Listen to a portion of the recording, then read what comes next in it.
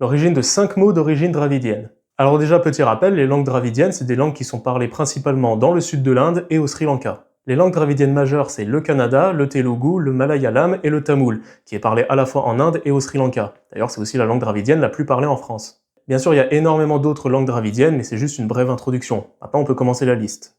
Aubergine. Si on remonte la chaîne des emprunts, ça vient du catalan albergine, lui-même de l'arabe badinjan, du persan badinjan, du sanskrit vatingana.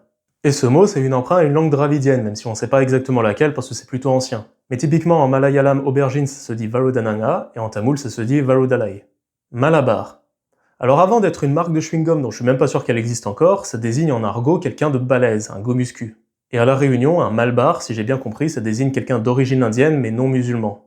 Et à la base, le mot Malabar, c'était un nom qui était utilisé pour désigner la région du Kerala, là où est parlé le malayalam justement. En fait, en malayalam, mala ça veut dire montagne, et là tous les Albanais sont choqués. Et le bar, ça vient sûrement de l'arabe bar, qui veut dire la terre. Alors oui, de l'arabe parce que le Kerala c'est en plein milieu des anciennes routes commerciales maritimes qui partaient d'Arabie, et au Kerala il y a beaucoup de musulmans.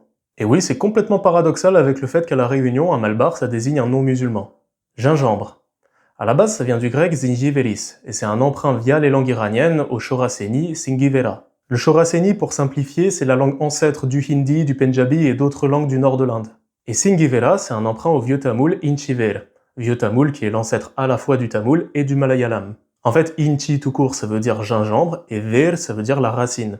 Pagode.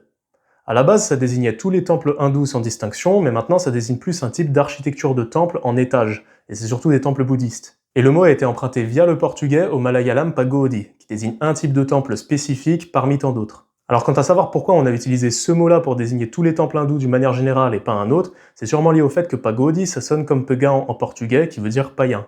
A noter que même si pagodi c'est un mot malayalam, donc un mot dravidien, c'est un emprunt à la base au sanskrit bhagavati, qui désigne quelque chose de saint. Et le sanskrit c'est une langue indo-aryenne originaire du nord de l'Inde, donc pas une langue dravidienne. Catamaran. Ça vient directement du tamoul kattumaram, kattu veut dire attaché et maram veut dire arbre ou bois. Et justement le kattumaram originel c'est juste des bouts de bois attachés pour flotter sur l'eau.